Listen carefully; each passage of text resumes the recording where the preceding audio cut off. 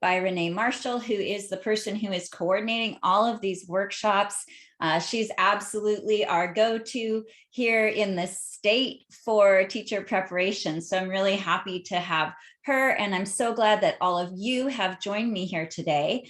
Again, my name is Rosemary Wrenn. I use she, her pronouns, and I'm coming to you today from San Luis Obispo County, where I live and work, and really excited to share some of the things that I've learned with you.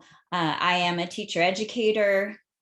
I have taught elementary school, and I currently get to work with future educators, which really, honestly, and Renee's smiling, gives me hope for the future, because I believe in you all being able to change this world that we have here today. So thank you all for being here. I see we have, oh wow, we have someone here from Mississippi. I love it.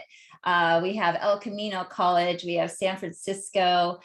Awesome. I'm just really happy that you're all here. And thank you for participating in this workshop. I'm going to go ahead and get started.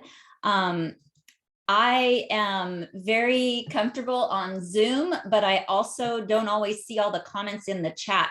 So if there's a time where you have something that you'd like to share and I'm not seeing your note in chat or whatever, feel free to unmute if you can. If someone else is talking though, if you could just wait till they're done. What I was asking folks to do to start out here was to put some questions that you might have that you'd like to address, and we will have a break partway through, and at that point I'll look at those questions and see if we can, navigate towards answering them. So welcome, and I'm going to go ahead and get started. We are recording this for folks who perhaps are not able to join us today, so if you are okay with that, just say you are.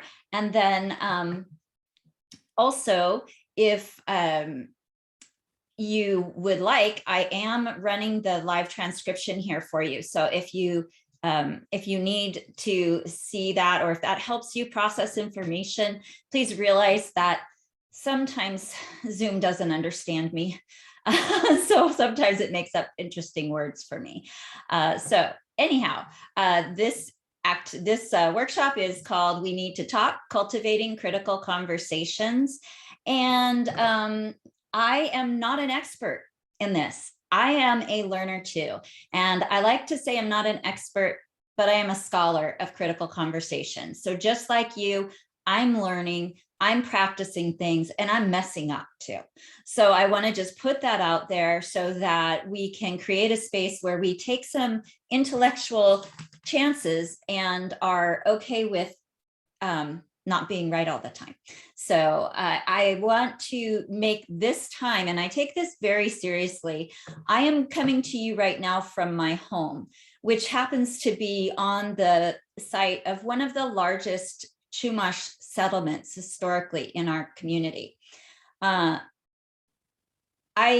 have a deep respect and appreciation for the people who have been the original, who were the original, who are the current, and who are the future caretakers of the land and ocean where I live. I'm so blessed to live here by the ocean. We are in Tilhini, the place of the full moon. And the Northern Chumash are the people who are the original people of this land and who are currently taking care of it and seeking ways to improve this space, not only for the people of the Chumash tribe, but for the people of our community, for the people who live here now. If you're not sure which land you're on, you can use this link right here, nativeland.ca, and put in your address, and you'll find out who the Native peoples are from the in the community where you live. And it is really important to acknowledge. It is also important to do something about. And so I'm sharing here with you. I was literally just on this land where Fred here is standing. And Fred Collins, until very recently, was the elder of the Northern Chumash tribe. And his daughter and I are friends. And he recently passed away very suddenly. And for the past, I don't know, pretty much his lifetime, Fred worked to establish the Chumash Heritage National Marine Sanctuary, which has currently advanced in consideration. And one thing that I am sharing with you that I do is I contribute financially and my time to this organization. And if you would like to learn more about it, please follow the QR code. This is Mr. Collins. Again, like I said, he passed away. And just this weekend, I had the honor to be walking in the lands of Montaña de Oro, which is where this, where he called home. And this sanctuary would connect the Monterey Bay and the Channel Island Sanctuary, creating a continuum along our coast that not only will preserve the waters of the family and the tribe, but also create jobs and preserve the land for the current residents. So I do think that it's important to go beyond just an acknowledgement. We need to go past our words and do something, show up, write a letter. So that's mine. You can look into what's going on in your community through that native lands. And so I want to start today with a quote from one of the educational philosophy, one of my guides and mentors, not personally, but as a scholar, is Paulo Freire, who says that knowledge emerges only through invention and reinvention, through the restless, impatient, continuing, hopeful inquiry human beings pursue in the world, and with each other. And what does this say except that we need to talk to one another? And it's not going to be easy. It's going to be restless. It's going to be hopeful. It's going to be impatient, but it's going to be ongoing. We're never going to be done. And I look at that as something to celebrate because it means we're always learning something new. Just a little bit about me. I'm not even going to spend a lot of time on it here, but basically I come to you from elementary education, and I currently work at Cuesta College and Cal Poly San Luis Obispo in teacher preparation.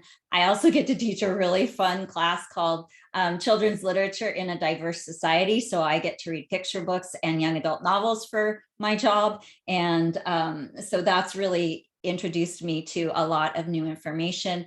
My research centers on teacher preparation and faculty development, and having folks, especially because our teaching force is dominated by white women, with a group with which I identify, and we've caused a lot of problems as a group. So my initial research has been in how do we better prepare teachers before and during their careers to navigate issues of race, racism, identity, and critical conversations, let's say, in the classroom. And being able to have these conversations with our young people, this is where we have to start. And we need to just dive in and go for it. So this is our agenda for today. So if you haven't done so already, if you're comfortable doing so, please let me know your name and where you're from. If you can drop your email in the chat, although I think I've captured it probably in the Eventbrite registration. So that's the first step. I'm going to go over kind of some of the boundaries that I'm going to be modeling for you, kind of how you might set things up with your children. What are critical conversations? Why are they important? How do we facilitate them? And we are going to practice them in the time that we have together today. So I do hope that you will post questions in the chat. Renee is helping me monitor that. And so if I miss something that's important in the chat, or you can't hear me or something like that, please unmute and we'll try and take care of it. We're going to come upon this slide again later on in our workshop. And all of these slides will be available to you along with a pretty robust folder of resources that I've been able to collect for this. These are two ways of thinking about conversations that might bring up topics that we're not used to talking about. And I think we need to bring humility to these conversations. And if I mess up, I need to be ready to say, oops, I messed up. I said something that could be potentially harmful to the people in this group.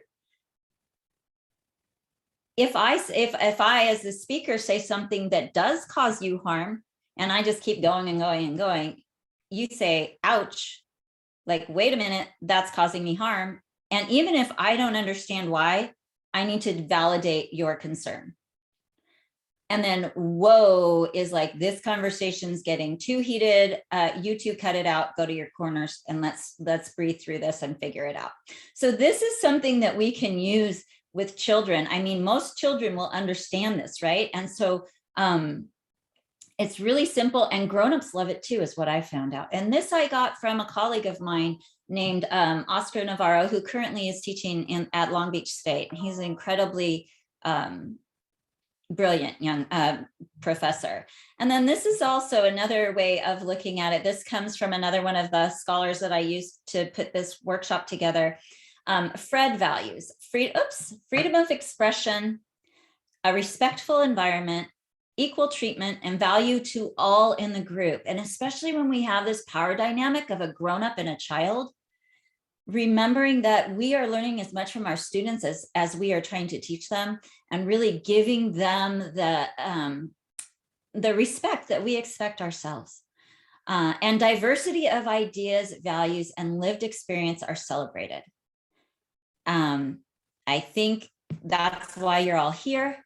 But these are just, again, these are some good guidelines. And then we also come up to Singleton's set of guidelines for the 4 agreements for critical conversations.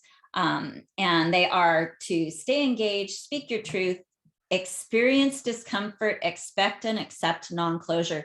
These last 2 are really, really difficult in a world where we rely on data, on final answers, on scientific approaches to teaching and all of that.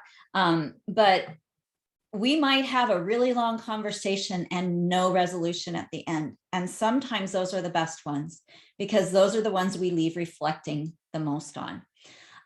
So I would like you to do a little waterfall. I'm a little out of practice because I've been getting to teach in person lately, but I love waterfalls because what they are is, I would like you to be thinking, what comes to your mind when you hear the term critical conversations?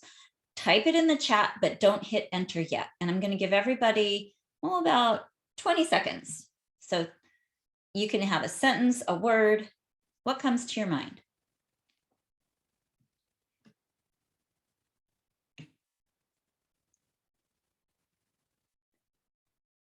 All right, so hold your finger over that enter button, and 3, 2, 1, hit enter, and let's see what we have. Oh, awesome.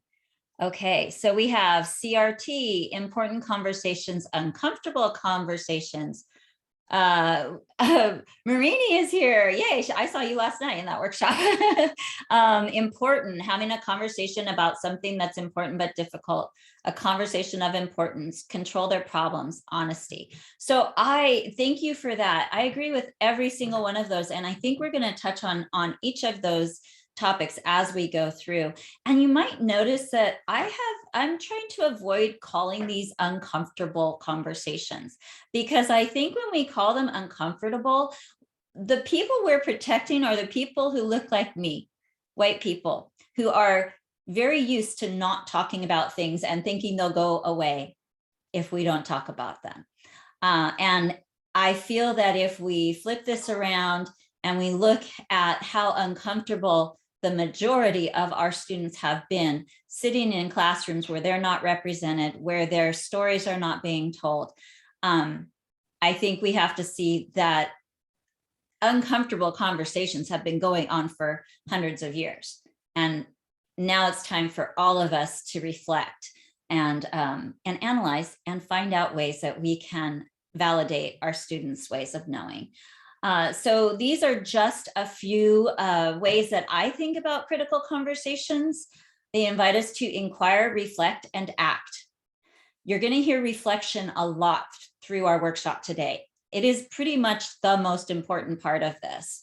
And to better understand and address socially constructed concepts such as race, gender, class, ability, religion, and more, to better understand the real implications of these in people's lives. They decenter colonial and white ways of knowing and invite inquiry. And you've probably heard a ton about decolonize this, settler colonialism. It's really important. And what we're talking about here is looking at how, let's look at our continent, for example, and we had indigenous nations fully thriving on this continent, and European explorers came over and decided, hey, we want this land, we want these resources, and imposed their ways of knowing and being. Indigenous people were not savages. They had different ways of living and a different culture and a different religion or religious faith system, belief system. They had different ways of using resources, of family structures that were very different from the type of nuclear family that we saw in Europe at the time. Yet because it was different from the ways of these explorers' ways of knowing and being, they were frightened of it. Rather than find out more about it, they decided to dehumanize the folks here, treat them like animals, extinguish them like animals. And so when we talk about colonization, we're talking about something really awful and devastating to the communities and nations and civilizations that were decimated from it. And it happened on every continent. And that's another talk we can talk about later. But these conversations go to the heart of that. And we bring them into the open so that we cannot repeat them. So that when we see them coming again, we do everything in our power to keep that from happening again. It disrupts this, they disrupt the status quo of color blindness and color muteness. And I realize that those are ableist terms. Those are terms that have been established, and until we find better ones, they're the ones I'm going to use. They have been established by very esteemed scholars who are basically talking about the fact that I know, and I'm a very good colorblind and color mute teacher. I was raised up in that tradition, and I did not talk about race. And what I just did there was I talked about race very quietly and whispered, because if we didn't talk about it, then we didn't have to deal with it. And we know how damaging that is for our students. And critical conversations center on the sources of inequity instead of avoiding them. Instead of doing performative stuff, we're going after what's causing the problem. Why do we need to do them? We need them for our current and our future students. So some of you are currently teachers. Some of you are training up to be teachers or educators. These students deserve to know what's really going on in the world. And I'm not saying that we're going to go into a preschool classroom and show pictures of what's going on in Ukraine right now. That's not what I'm saying. That's why you're the professionals. You know how to talk to kids. You know what they're developmentally ready to hear and how to share with them. And you're going to practice. You're going to practice with each other before you practice on the children. Okay, but they deserve to know before they get to college or to their ethnic studies class in high school and find out all these stories that they learned in elementary school were made up or were just put together to make people not feel uncomfortable. When we have these conversations and it becomes just part of the fabric of our classroom or whatever learning space we're in, that develops trust. One of the questions on the Jamboard is, how do we know it's a safe space for a conversation? Because we establish a baseline of trust, of talking with one another, so that when we do have a controversial topic or a scary thing come up, we already know that we can talk to each other because we've been doing it as part of the fabric of our classroom. We've seen what happens when people don't understand race. We're living it right now. And it's only getting worse. And that's a product of hundreds of years of these quietly not talking about or ignoring or pretending it's going to go away. And finally, do I want my children learning about this from social media? If there's something challenging going on in my community and I say I don't want to talk about it in school, I want them to find out from what? The air? I've had these conversations with young people. They're not easy, they're scary, but kids need assurances. And we can't lie to them and say everything's always going to be all right, because we don't know that necessarily, but we can help them work through them. And if we have people learning their news from these incredibly siloed news sources or random tweets or social media posts or TikTok, that's more dangerous. And that's actually going to end up with more confusion and fear. So why do we need to have them? Yeah, so we haven't had much practice at them. I was really interested in one of the articles that I used to prepare for this workshop. I saw there's a list of questions for teacher educators to share with their future teachers. And I'm like, it was like this big thing that was a very earth-shattering idea. And I'm like, oh, those are questions that happen in my teacher prep class. But we are scared to ask them because we don't know what the answer is going to be. So we do have to be prepared to navigate a response. But we haven't had a lot of these conversations in school. We also, by having these conversations and helping children understand that there's not necessarily a right answer, and that I can sit next to you and disagree with what you're saying, but still care about you as a human. And I think that's one of the things we've really lost in what's going on in the world right now. And in my research, which I conducted with other teachers who had spent many years in the classroom, they're not getting the training. And so if we start integrating these into early childhood classrooms, where kids start to learn to talk about things starting when they're in their earliest schooling, and it continues through their elementary and high school education, we're raising up a whole society of people who won't necessarily have all the answers, but they'll know how to ask the questions and have the conversations and respect each other along the way.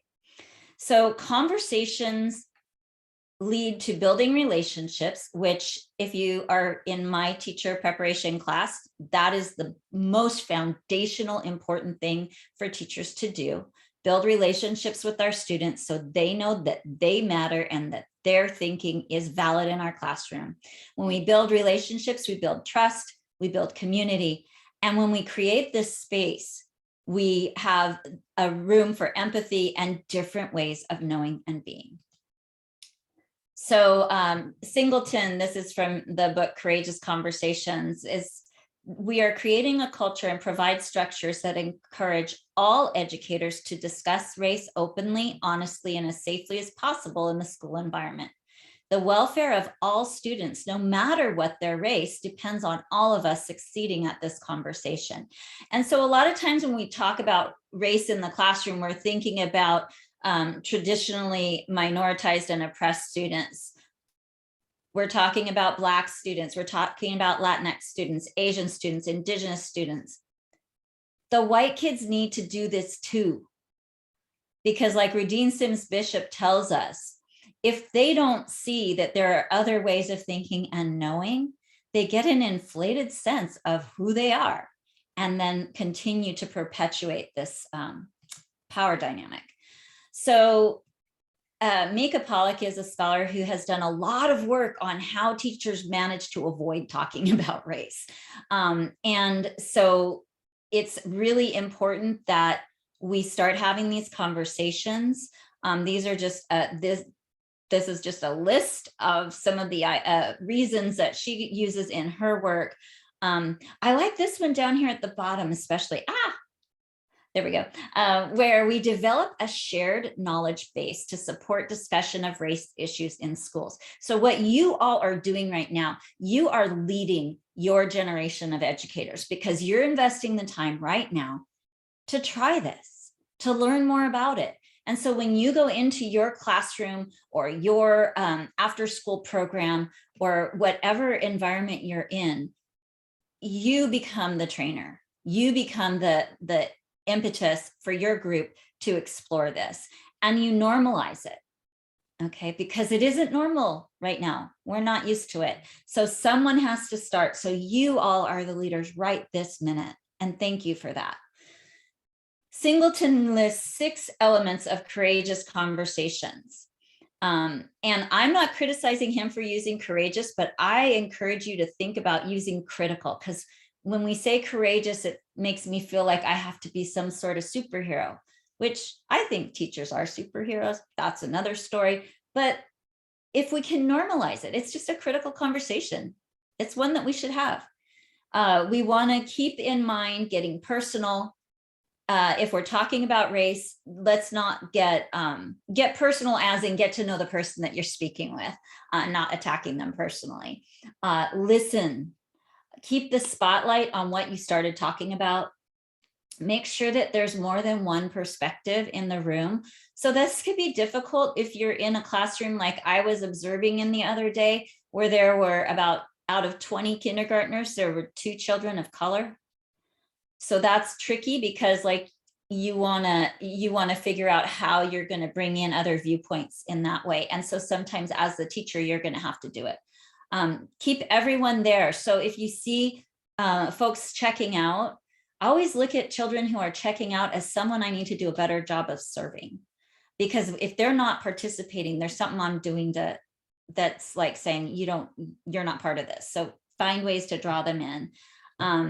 And understand the history and definition of race, and understand issues of whiteness. And that's way more than I can go deeply in today.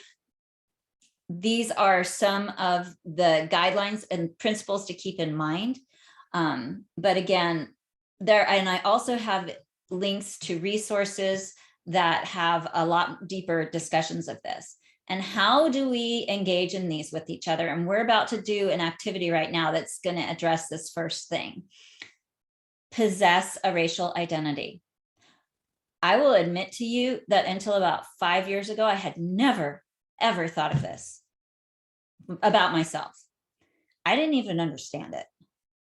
I had to do some research and I had to do some work on this. And I'm still working on it, and I'm still trying to figure it out. But I do know at this point in time and understand that my position as a white woman in education carries with it a lot. When I walk into a room with students who don't look like me or share my background. And I now understand how I hold power, whether I want to or not. I hold a tremendous amount of power. And because of that, I have changed the way I talk and walk in that classroom. And I've worked really hard on that, and I'm still working on it. So one of the things you're going to do right in a moment is a little activity that I encourage you to incorporate in ways that fit into your own classroom. You may be noticing, I don't know if you think it is, but I'm sharing with you some pretty vulnerable things. I mean, I'm telling you that I didn't know anything very deeply about identity, or hadn't thought of myself racially until about 5 years ago. Okay, that's pretty vulnerable for someone who's sitting here facilitating a workshop, right? But I've done the work, and I'm telling you that I'm still learning. So hopefully that validates me being here and facilitating. There's no end. There's no end to some of these conversations. They're going to go on and on and on. And teachers hold, like I said, we have a lot of power. We also have we have the power to do good too, you all. We can start these conversations and help keep them going so that they don't go underground. Because if they go underground and they're happening off to the side or in the parking lot, that's when it gets dangerous and people are siloing, meaning they're not listening to other ideas. They're only talking to the people who they agree with. Go first. You're going to see my identity map before you start yours. So I'm going to share that with you. And engage with your colleagues. Sometimes we have to ask people several times before they jump on board, but just keep asking. So why does identity matter? Because it brings with it power, privilege, and positionality. And we cannot ask our colleagues and our students to engage in interrogating their own situation unless we've done it ourselves. And I think a lot of you have heard the term intersectionality by now, but if you haven't, it's talking about how we possess all these different elements of our identity, and how the interaction and the overlapping of these different identities, depending on the space we're in, has a different impact than each one of them on their own. And Kimberly Crenshaw is the person who coined this term. And I say coin this term doesn't sound serious enough for how powerful this is. And so I've shared with you one of the comments that she's made about it. So what we're going to do right now is we're going to start unpacking this a little bit. And this is an activity that comes straight out of Liz Kleinrock's work, a book called Start Here, Start Now. And it's also, she has it on her Instagram. And what I'm going to ask you to do, and this is an activity I do in my Introduction to the Teaching Profession Ed 200 class, and in other classes as well, is you will get a link. You're getting a little QR code in just a moment to a set of slides. And I want you to choose a slide, and you will see a template just like this. And I would appreciate, I'm going to give you about 5 minutes, and you're going to fill in as many of these circles as you are comfortable with. And if you're not comfortable filling any of them out in public, I would ask you, could you fill them out on a piece of paper?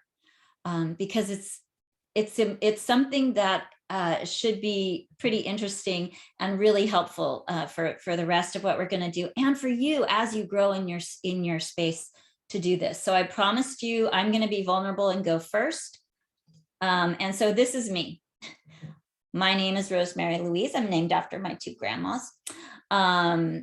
And I was raised Catholic. I'm Irish and Italian ethnically. My languages are English. I really love language though. So I also speak a little French, Spanish, and Russian. My age, I'm not telling you. So see, that's me saying, I'm holding that one to myself. I identify as white and cisgender female. And my hobbies are reading, sewing, art, fitness, and learning. And then over here, I'm just commenting that my positionality, one of my intersecting identities, have made it pretty easy for me to navigate school and career, which is why I'm a teacher. So I'm going to go, if you've already gone there, go for it, choose a slide. I think I have the, how weird. Okay, nope. Okay, that's it. So use that QR code, and I'm going to back out of here for a moment because I have the link. I can also drop that in the chat. And we're going to, if I can get there, I'll put it up there. I'll get the link here for you and pop it in our chat, and I'll let us see as we get started. Where did my chat go? Here you go. So if you click on that link, it should bring you into the maps, and just choose any page. So if you go to a page and you see somebody typing, go to another one, and let's give ourselves about 5 minutes. I am going to offer the opportunity for folks to share if you feel comfortable, but if not, no pressure. So I'm going to play a little bit of study music while y'all do that. And I'm going to set my timer for 5 minutes, which will probably seem longer than it is.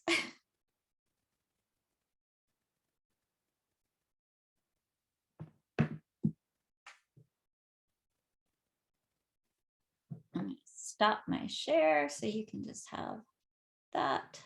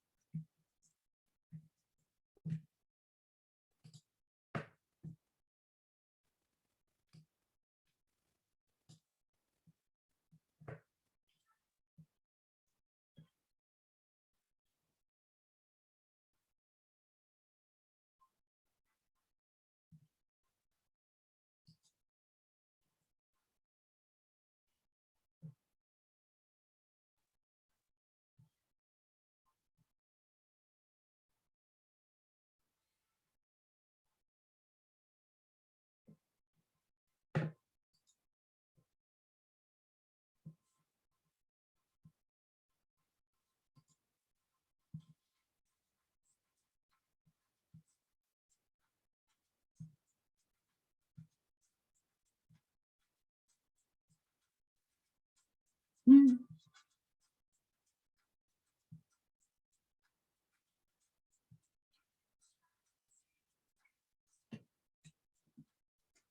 We've got about 2 minutes left. If you're done making your slide, think about other aspects that you would include, and you can just add a little text box to your web if you want. So if there other, these are not the only elements of a person's identity. These are just some of the general ones I thought we would start with.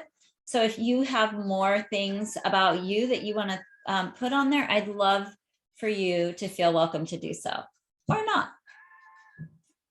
If you're done and you want to take a quick little stretch, go for it. I do have us scheduled for an actual break, but get up and stretch if you need to do that right now.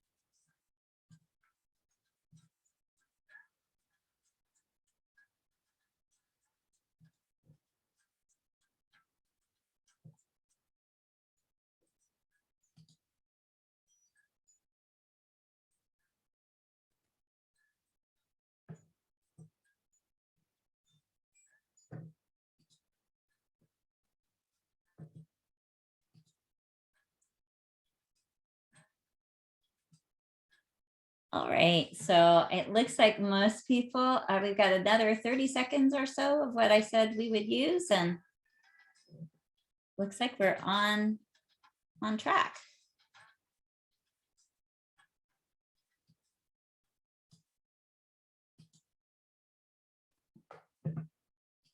So I'm going to go ahead and share this. Get to the first page. Oops, there's our timer.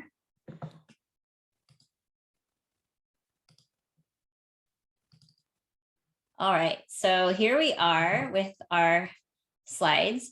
And this is something, again, I've used this template as slides, but I've also used it, I've run it off on paper. I've also just put it up on the screen and had my students create like their own shapes and everything too, which is what Liz Kleinrock talks about in her book too, which all the resources that I reference here are either on the last slide as references, or they're in the folder I'll share with you at the end. So this was me. You know what I'm going to do is, I wonder is there anybody who would like to share? You can just unmute and I'll go to your slides. So I think, yeah, is there anybody who wants to share their slide with us?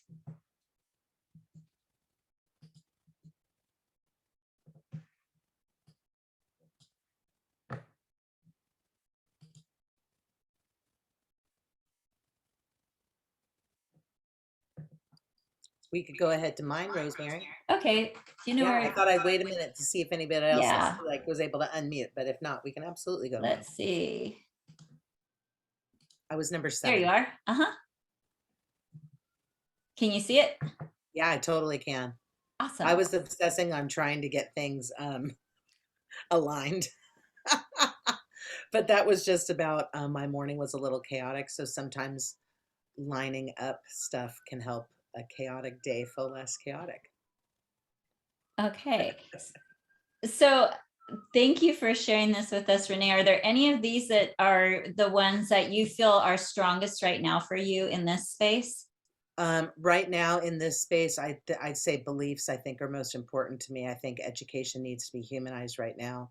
I think we're working in that direction. But, as you were talking earlier and we were talking about conversations, my first thought was, well, what happens if you're on a campus where they don't want to take the time for conversations, or you're seen as, because I'm going to be honest, I always was a teacher that had conversations in class meetings and really tried to ignite voice in my classroom. and I was met with resistance. Like, what do Mhm. you mean you have time for a circle? It's time to do history. And so I'm curious, like, kind of, so to me, like, the idea that education needs to be humanized is really important, but how do we balance that? How do we Mhm. balance the academic rigor with Mhm. the necessary conversations? And how do we make sure that we're moving forward in both areas? So that's something that's on my mind. In terms of what else is on here, I mean, I could go into any of these other variables. I think right now, like, it, to me, a lot of it is what my interests are. I'm so ingrained in education, and I just want to see what we can do to make it better for everybody. So even though like a lot of the other variables might be more important at this minute, I feel like I'm like knee deep in education, if not even more. Just trying to make an impact. Thank you for that, Renee. Yeah, and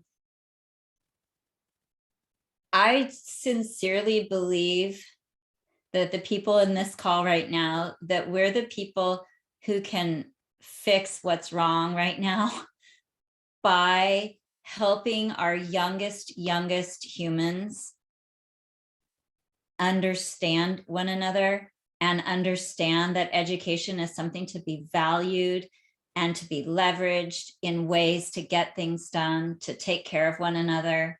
Um, and that's why I think teachers have incredible power. And if education needs to be humanized, we're all working on that right here, right now. And one of the scholars who I have deep admiration for, her name is Lorena Herman. I do not pronounce Spanish very well, but she is a scholar who is actually in Florida.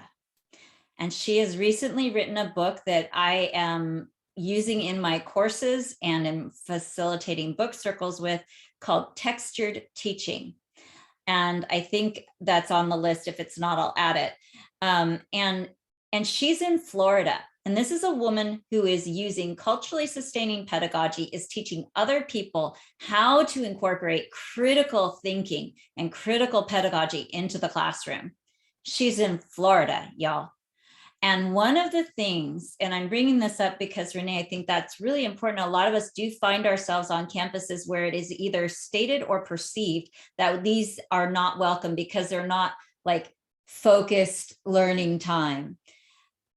And here's my response to that. And again, I'm in my own little fairy world perhaps, but this would be my response to that is that my children cannot learn content if they don't feel seen, believed, and valued.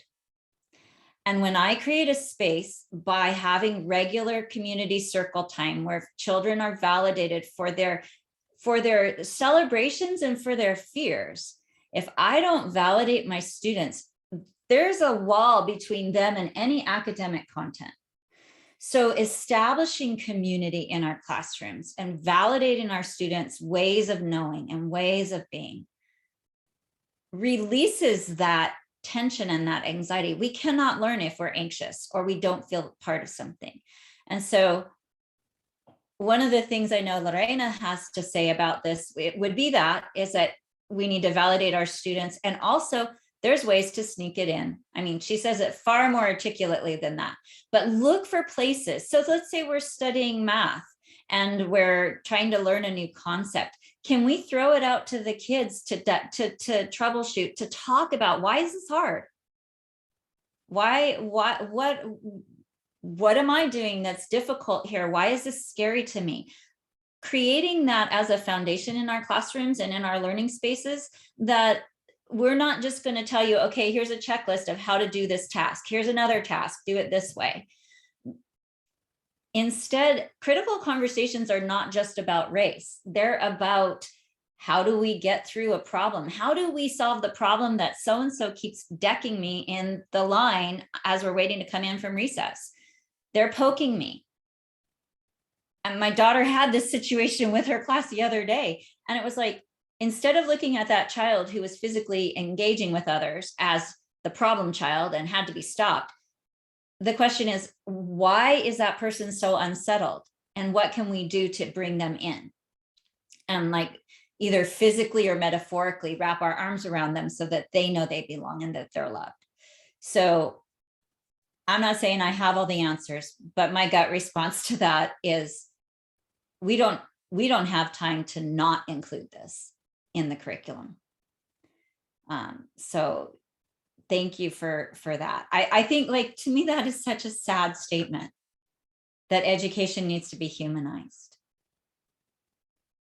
If you think about what that means, I mean, I totally agree with you, but where have we come that we've taken the humanity out of education?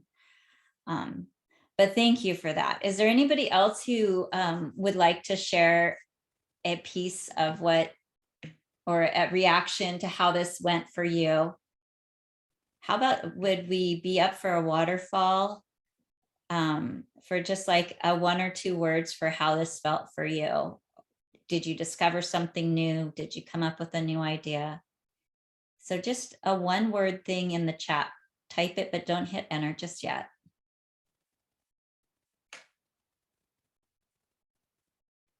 A feeling, and then 3, 2, 1. Interesting, introspective, interconnected. I like that. Yeah, and I thank every one of you for being vulnerable to share yourselves on this community board. Interdependence, yes.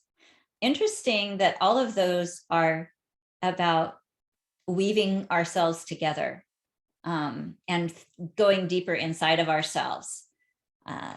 So I appreciate that very much. And thank you for participating in that activity, because it wouldn't work if you didn't. So I just have a couple more things I want to actually, why don't we go ahead and take a little, like, 5-minute break, and I in class yesterday with my students, I'm like, seriously, get up and move, or I'm going to make us do yoga. And so I said, if you physically can get yourself away from where you are sitting, if you can push away and stretch, if you need to stay where you're seated, do some reaches up for the sky. And I'm going to play music. We're going to come back in 5 minutes. And I have a couple more words for you, and then you're going to talk to each other in small breakouts. So I'm going to stop my video and start some music. And so we've got, how about if we're back about 9:59, so close to 10 o'clock, please. That sounds perfect, Rosemary. Are you okay to pause the recording for a few minutes while we're all I will, as long as you remind me to turn it back on. To turn on the recording. There we go. I do that. I'm so bad in class when we take a break and there's people at home and I forget to turn the recording back on, or I forget to unmute, and they're texting their friends in class to tell me to turn the mic back on. So I thank you all so much for being here. Why is it? There we go. I thank you all so much for being here to share in these conversations. Like I said, it really does, you seriously give me hope for the future of our society, because you are the ones who are going to help young people from the very start know that they matter, and to help build up them seeing themselves as learners. And it's interesting, one of the reflections my students did this week was, why isn't there more representation in the teacher force? And what I will say, based on the research and observations, is if we're telling young people in kindergarten through high school that they don't matter, or their ways of knowing don't matter, then why would they want to go into a field like that, right? So having these conversations, acknowledging our children and their ways of knowing is one step in that direction. So I'm going to go back to our slides here. And yeah, so how do we engage in these critical conversations with children? Now, you heard both Renee and me speak about community circles. This is something I encourage you, and I think I want to say in early childhood classrooms, this is kind of the norm, right? You have something to talk with your kids about, and so we all sit down in a circle and talk about it. And why does that go away when they get older? And so community circle is the term that I use because I started doing it as part of a program called Tribes, which is about building community within the classroom and getting kids to learn to rely on one another in small groups. And one of the foundational elements of this program is to hold a community circle regularly. In my classroom, I would start the week with it and end the week with it. But then if something came up whenever during the week, we would call a community circle to talk about it as a class to work through it. Community circle is something super simple. You sit down and you throw out a topic for folks to respond to, and each person takes a turn going around the circle. The complexity of the questions include, what's your favorite color? What's your first name? What's your favorite animal? I mean, we are talking about relatively inconsequential, perceived to be inconsequential questions. But every time we ask a child what is their most valued item or thought or value, we're showing that they matter. We're acknowledging that their way of thinking about something, that their likes, their dislikes are valid. I don't know if you've ever been in a space where a baby is crying and crying and crying, and someone says, "Oh, you're okay." Well, I don't think they're okay, because if they were screaming their heads off, then they're not okay, because there's something wrong. And that's the way they know how to deal with it. So when we're in a community circle like this, we are validating that whatever that child's saying at that moment is valid. And if they're feeling like someone is being mean to them, then that's their reality at the moment. And if we just say, no one's being mean to you, you're just being sensitive. I don't know how many times I've heard that directed at me and at other children.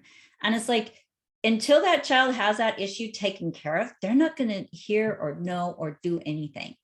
So it's important that community circles give us a chance to find out things about our friends, and then also to express our own ideas. And we always give people the opportunity to pass. They don't have to share.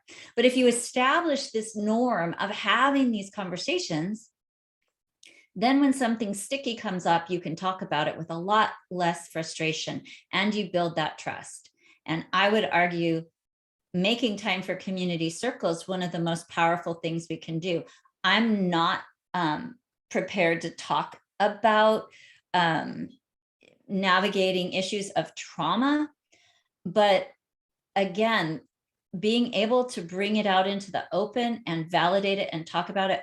Our whole world has been through trauma these last several years, with, in particular, this pandemic. So providing these spaces for children to express their concerns and opinions, again, removes an obstacle to learning. Addressing conflict when it arises. So just like not talking about race, if we see kids are not getting along or frustrated, and we just pretend it's not there and we just move on through. I don't know if you've ever heard the term, we need to get through this information today, right? And I've said it myself. And as I say it, I'm like, what are you saying?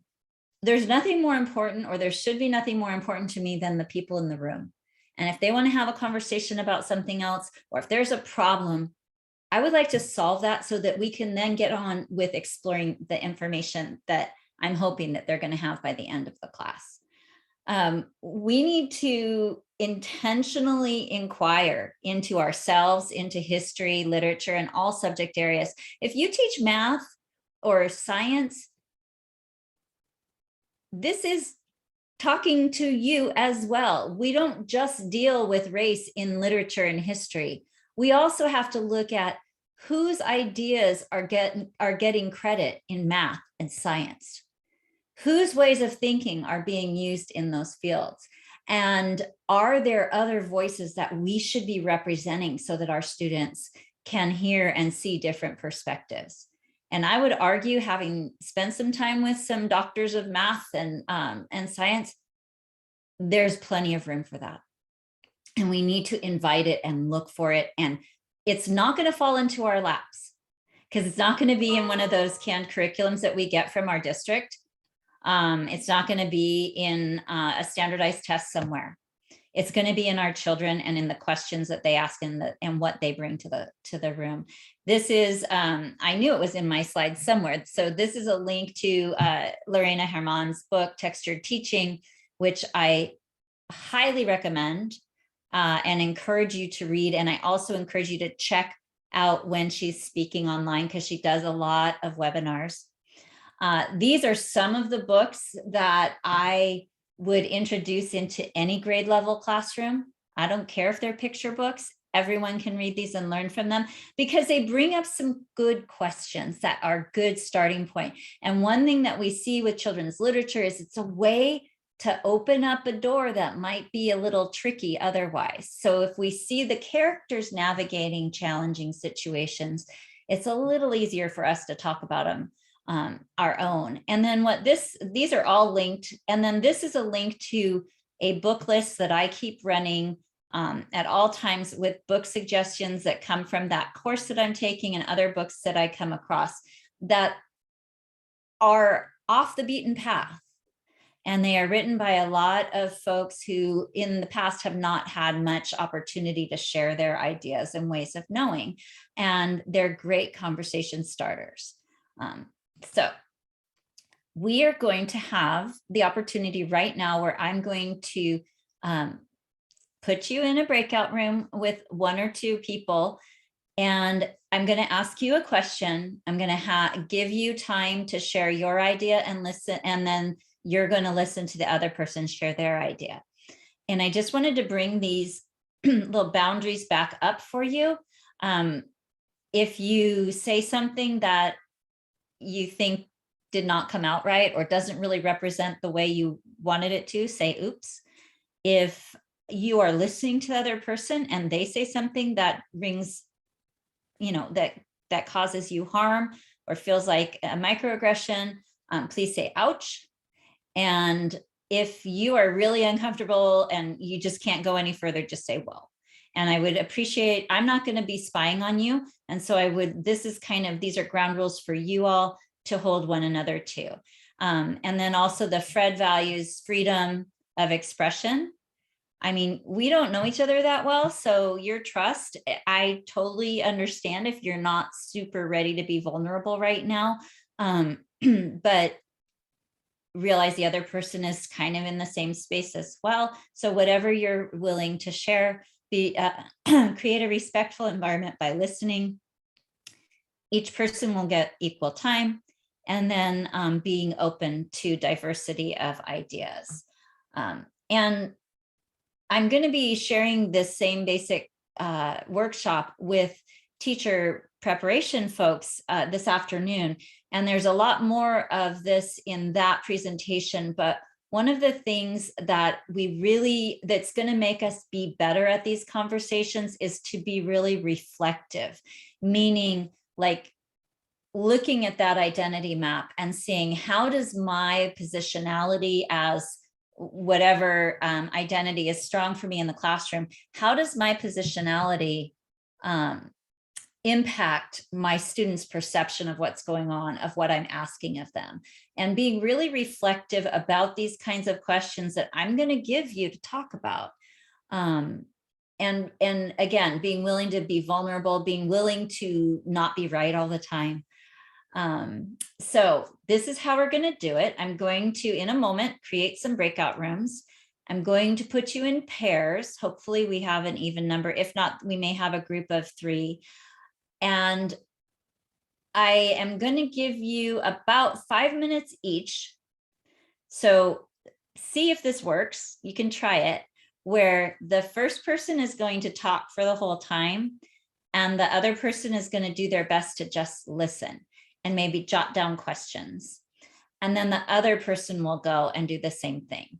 So how about we say that the first person talks for 2.5 minutes, the other person talks 2.5 minutes, or can ask questions, and then the second person goes. So, or whatever works, but try it at first to just listen without asking questions.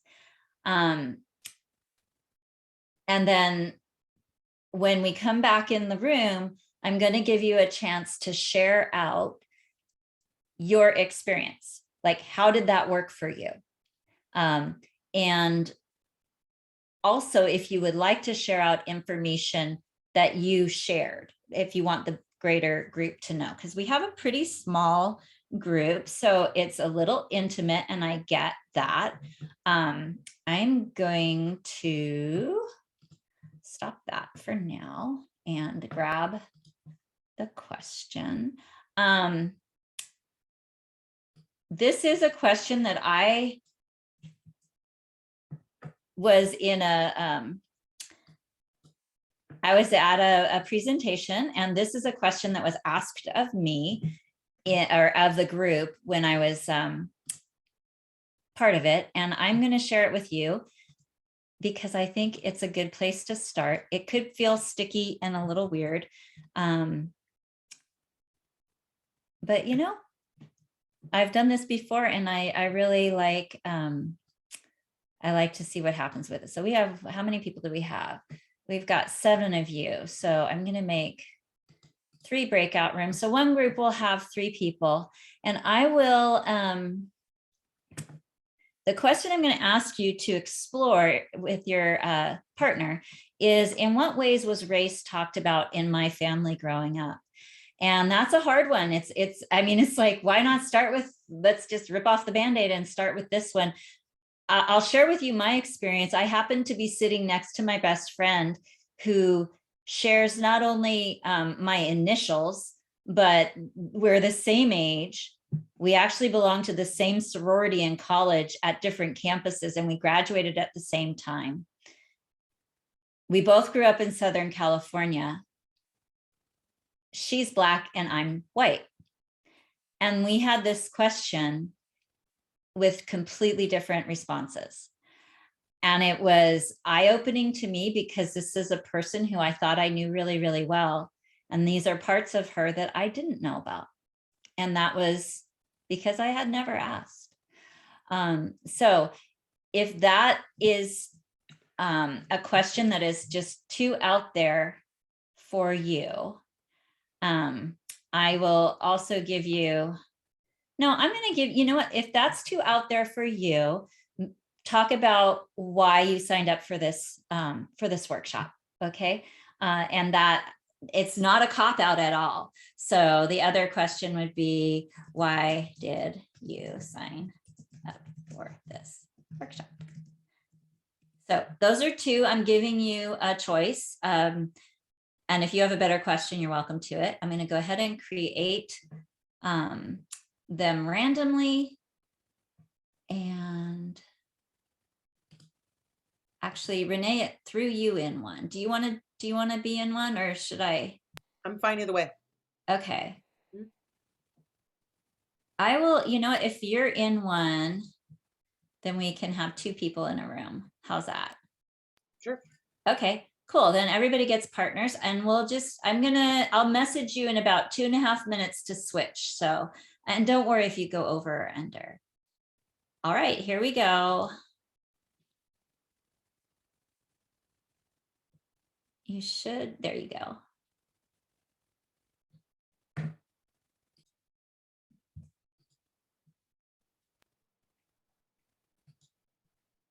Rosemary, I didn't even want to leave my group. Okay, I always take it as a good sign when you have to be booted out of that. Okay, I apologize. I was like, oh no, it's okay. Like, I think it was a good amount of time, but it was a really interesting discussion in the breakout room for sure.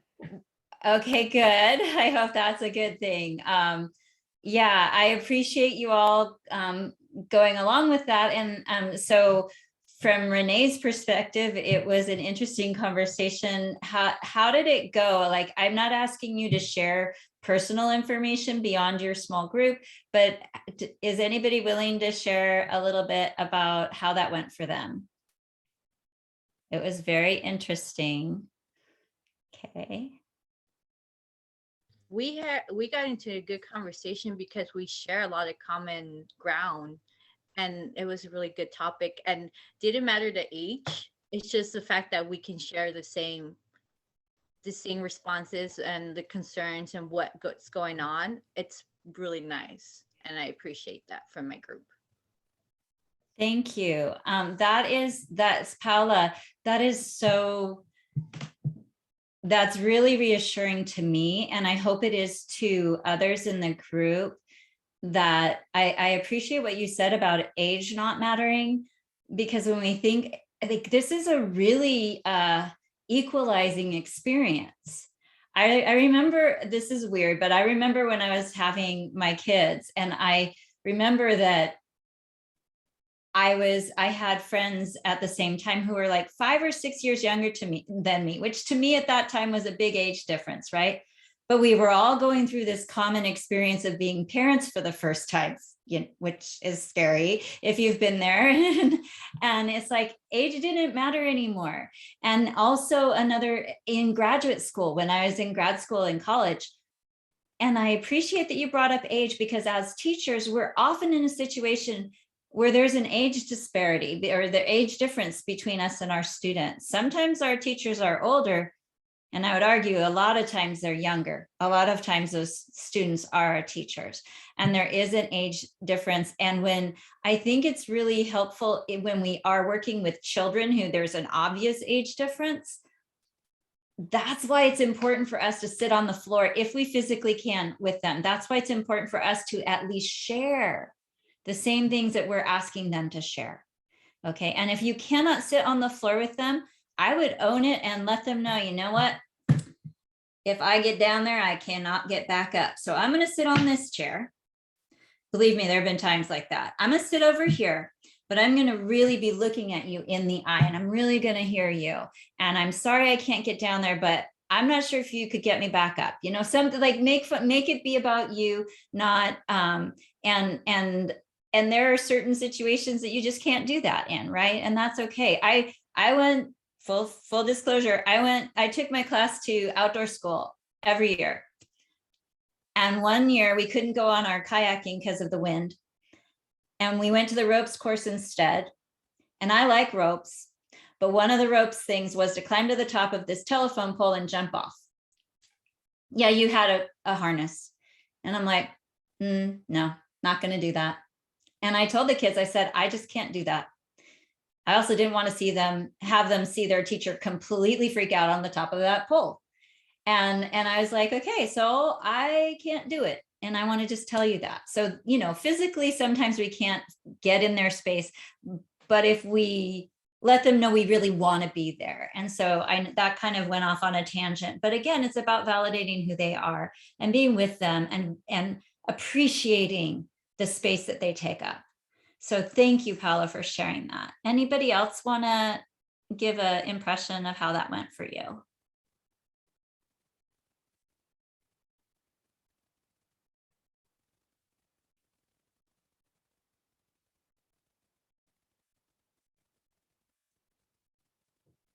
I use long wait times. I was once in an ethnic studies class where I think he literally waited for like a minute and a half before someone jumped in. So, well, I do want to, oh, go for it. Oh, sorry. Okay. So I had mentioned that growing up, I remember for like my family, we didn't talk about race. But I do remember I had watched a movie which is called Roots when I was in school. I came home and I talked about it, and they were shocked. They were like, why did they have you watch that, and blah blah blah. So, you know, it just had me wonder, like, well, why are you guys upset about that? You know, I never understood. But just looking back, yeah, we never talked about race. So I feel that it's really important, you know, to talk about this matter and bring it into the classrooms so that our children will know who they are, right? Know about their culture, diversity. I think it's very, very important. And I agree with what you had said earlier, that we should talk to them about it instead of them looking on social media. or hearing, you know, other things or the wrong information, right? Thank you so much, Treasure. And I want to emphasize one of the things that you just said, because it is, in my humble opinion, really important. If we don't, like, the classroom is a space where we're learning, and that is the context of why we're in that space. So it's actually a really great space to have these kinds of conversations, because we have a teacher who's engaged and who cares about children and who can act as a, you know, facilitator of information. And I see that Beverlyn has her hand up, so I'm going to be quiet and let her share her perspective on this. Thanks. You can unmute.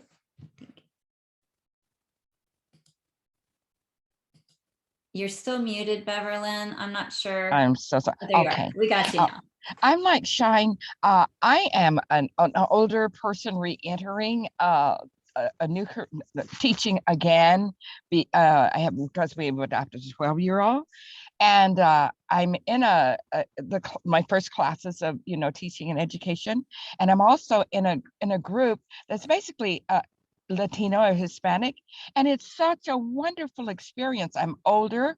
I already have a master's degree in something else, and so I'm refined in all this crap with these beautiful young people, but I'm seeing the cultures be so similar. It's such a great experience for me. So I'm like what Shine said, each person should know others' culture. I just believe that.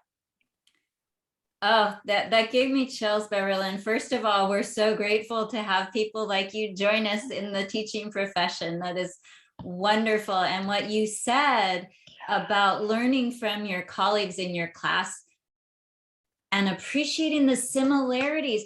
How would we know that unless we talk about it? And we have way, I know it sounds so trite, but we do have way more in common than we don't, right? So when you know, Renee talked about humanizing education, humanizing people with different opinions than our own, with different lived experiences than our own. That's how we avoid the horribleness that we've been seeing. I have to believe that, because I will give you an example and I mean, I know I talked about myself a lot, but I'm going to put this out there. This is, if we want to talk about differing opinions in our country right now, there's not too many the opinions more diverse than the political parties. And I was elected as the chair of one of the political parties in my county. And before I even like officially started, you all think I'm completely crazy. I called up the chair of the other party and I said, "Hi, my name is Rosemary. I just got elected to this position and I'm wondering if you'd like to have coffee so we can get to know each other." Okay, I'm not saying this to make you think I'm some sort of hero. I know I was a little bit crazy. People were like, "What?" And I said, I have to know this person, because it was kind of it was in this interim period before there was another election ramping up. And I'm like, I need to humanize this person, because otherwise I'll demonize this person. And I will tell you that we got together, and I will say this other person was a male person. I showed up in his part of the county. He shows up with another man to have coffee with me. I'm like, what are they afraid of me? I'm 5'2", y'all. I'm not a big person. I'm loud, but I'm not big. And and we proceeded to have an hour-and-a-half conversation about we have a common heritage. He's Irish too, so was his buddy. We talked about all sorts of things. No, we did not talk about politics, but we talked about our families, our education, how we ended up in the county. And I will tell you that I have nothing in common with his political views. But even when he made me angry by what he was saying in the news, I could still say, well, I learned this about him and he's really cool because this is what his family does, you know, or we have this in common. So even in the most oppositional, confrontational thing. If we can find out what we have in common with one another, like if I could tolerate him and walk up to him in public and say, hi, how are you doing? I do, that was hard for me, but I could do it because I knew we had humanness in common, that we had family ideas in common. And what I'm using that example is, if that extreme can work, then what's going on in our classrooms, in our cohorts, in our colleagues, in our staff, in our faculty, if we differ with folks on our staff. So yes, thank you for bringing that up. Anybody else have observation? Because I have another question I'm going to give you a chance to explore.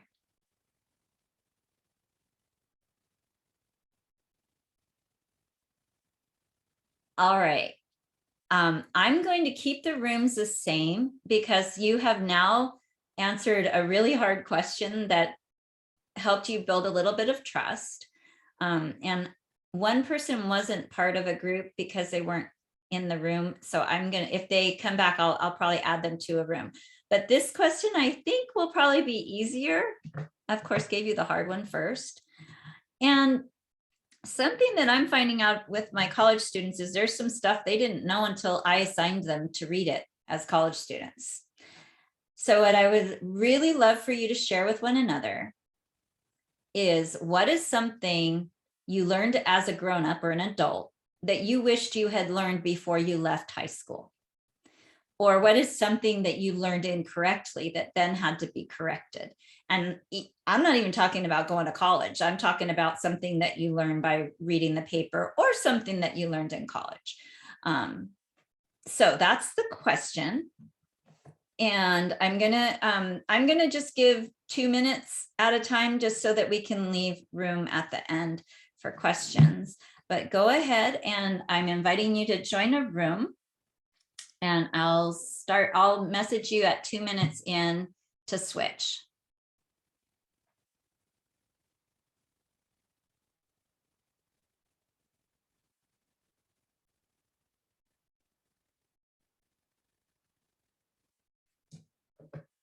Mary, Uh-huh. actually, can I pause for just a sec? Is that Welcome back in. Looks like we had some other good conversations if y'all just had to get kicked out of there. So,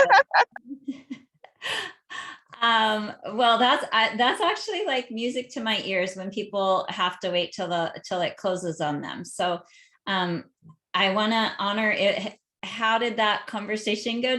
How did you feel about that? Or was there something you wanted to share out to the whole group about what you were talking about? Okay. Our group is actually, it was really nice because we were just talking about everything like high school, like a common sense, bullying, and how it's still in today, but it actually got even better because now it's cyberbullying. People bully you over the internet, which is not cool. And it's really not. And then we were just talking about like our experiences in high school. Yeah. Yeah. But I find you very interesting too. You're so open. Now I tell you, you really remind me of the openness of the Black community, the Irish community. It's so beautiful, just very open, very clear. I love that.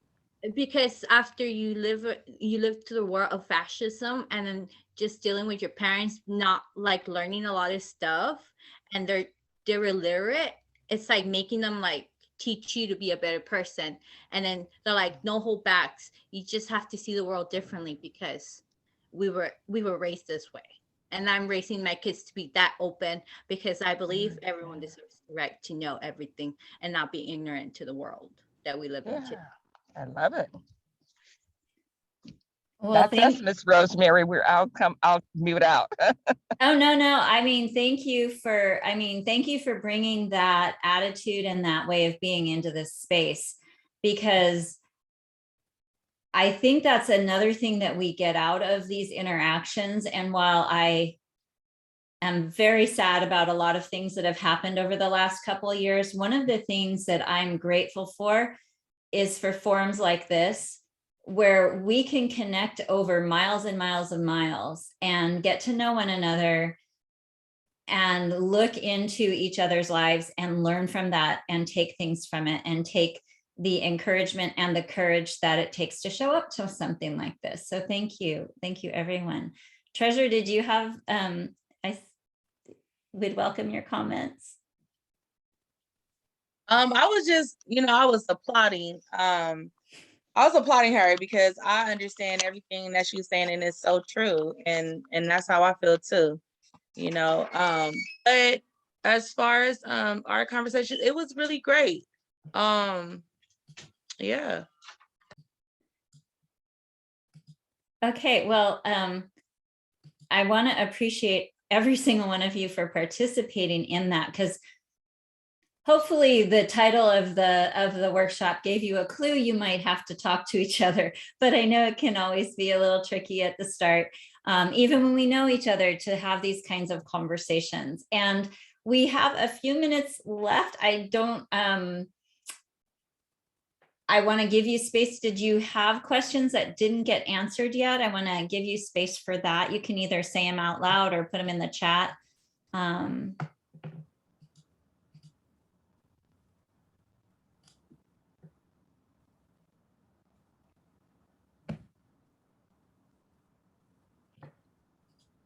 Okay, well, I do have a couple last slides that I'll go through then.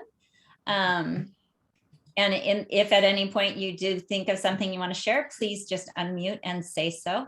And so I do have a lot of resources. Oh, Beverlyn, go for it. Yesterday, I was rereading Beverly with Crenshaw and Dr. Bell doing critical race theory, just Brown versus Board of Education, trying to get a handle on it. So this is just so phenomenal. I just love your seminar. It's been so helpful. Oh, thank you. Yeah, and so as I gave full disclosure, I recently completed a doctorate last year, like about a year ago. And I will say in that period of time, I grew a lot. I learned a lot, and it also showed me how much I still have to learn. And I also have decided that there's no pussyfooting around this stuff, and we have to talk about it. So my research and my stance is one that I take through the lens of critical race, critical feminist, and Black feminist theory. And I do not pretend to be an expert in any of those, but that's the kind of perspective I'm coming from in my research. And there's a lot of different facets to that, but I happen to believe, because I have the evidence that racism is endemic and in our structures and in our society, I know I am complicit in perpetuating it. And so I can't undo anything I did or white people did before me, but what I can do moving forward is to bring this up into the conversation and to help educators like me, who are white, who have the privilege of sailing through this, understand how we need to stop long enough to create space for these conversations. Another element of feminist and Black feminist theory is that no one knows more about something than the person who lived it, right? Yeah. And so that researchers are not just a bunch of white guys in lab coats. Right.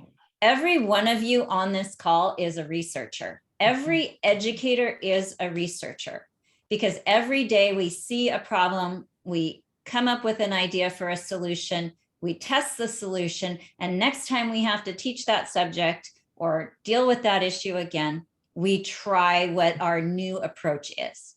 Okay. And so I want everyone in here to think of yourself as a scholar. If you are teaching 3-year-olds or you are teaching PhD candidates, every one of you is a scholar, even if you've never written a paper, because you're observing your children, you're making decisions based on that, and then you're acting on that. So that's something that I found liberating, to be really honest with you, because I wasn't familiar with those thought patterns.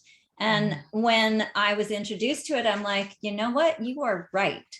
Because as teachers, we make hundreds, if not thousands of decisions a day. And we make those decisions not just like by pulling an idea out of the air. We make those decisions based on experience, based on our understanding of human development, based on our understanding of curriculum, based on who's in our room. And that brings me into this critical conversations. We can keep avoiding them. It's easy, you just don't do them. But if we don't do them, we're going to perpetuate the problems that we see.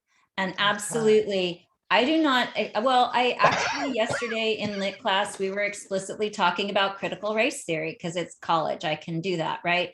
And it's not something that I'm teaching them what are the tenets of it, but I'm showing them that looking through that lens. And that's what I would encourage you, even if you're in a state where you're not allowed to teach critical race theory, which the people making the law don't even know what they're talking about. They don't even know what that is. You can still teach through that lens. And that's what Lorena Herman talks about. You're not getting up there and saying, okay, these are the 4 tenets of this theory. You're getting up there and you're presenting content to your students in a critical way. Okay. So guiding students to think and ask questions. There's one thing white people don't like, it's being wrong, right? And so you say critical and they think you're criticizing them. No, critical thinking means questioning what's there. It means looking for patterns, looking for systems and figuring out how those are working, okay? So I am sharing with you on the next slide, there's a link to a whole folder, not just these slides. So there's these slides, and then there's a whole folder with some incredible resources that I found. I didn't write them. There are a bunch of scholarly journal articles, which you can read or not read. And then there's also something called Let's Talk that's from Learning for Justice, formerly known as Teaching for Tolerance. Basically, you didn't need to listen to anything I had to say. You could read that pamphlet and it'll show you how to set this up in your classroom. So I've tried to put together resources that I think are really practical and usable for you. These slides have a bunch of links. This is a list of conversation starters, which is short, but you can grow it. And I'll just show you, these are the things that are in that file. So I have a bunch of articles. And this is the resource that I think is probably the most like plug and play. You can open it up and read it, and it will walk you through how to have these conversations with your colleagues. This is one of my favorite things to show people when they say, oh, but they're 3, they're too little to talk about race. No, they're not. We have definitive research that shows kids as young as 3 months and probably even younger being able to tell the difference between skin colors and facial expressions and things like that. And so, no, they're too young to not talk about race. We need to talk about this, not just race, but, you know, other situations that have to do with identity and social and class status and economic status. So not to be a downer, but know that if these things come up, if we just pass over them, we're perpetuating that behavior. We're going back to what we were taught, we being most people who've been through education in our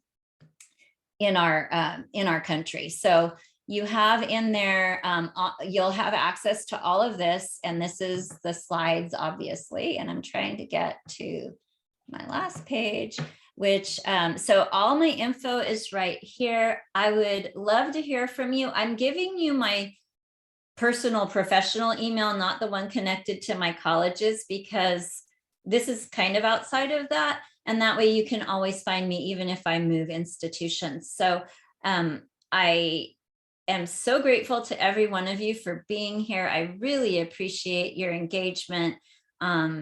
And that you're here and that you're ready to do this work, because you're literally going to save the world for us. And future generations are really, really fortunate to have you in their court.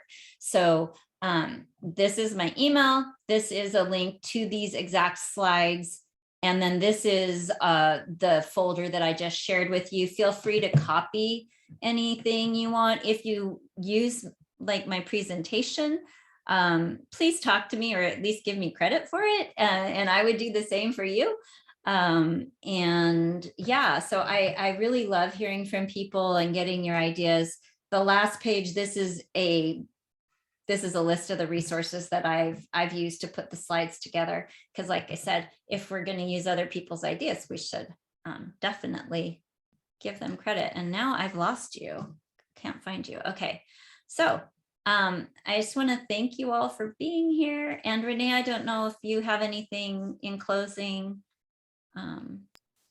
Rosemary, I just appreciate you starting the conversation with everybody today, because I mean, I think that's what the goal of this workshop is to really create spaces and create time and prioritize the critical conversations that we're having. And so, and I love that you modeled that like nobody comes into this as an expert. I think that's really important because it's work that we all need to do, but we're all works in progress when it comes to this. So just thank you so much for your expertise and for just getting us all going in the right direction. This is the right type of teaching because it's the right type of being a person and a human. So thank you so much, Rosemary. We appreciate you. And thanks everybody for showing up today. That's what this is about too, showing up and taking the time and prioritizing yourself and your own learning. So thank you, everybody, and have a wonderful rest of the day. Thank you so much, Rosemary. Yeah, and we wouldn't be here if it wasn't for Renee. So please, we appreciate you so much. And like I said, feel free to contact me anytime. I wish you all well, and I'm grateful for you being here. Thank you so much.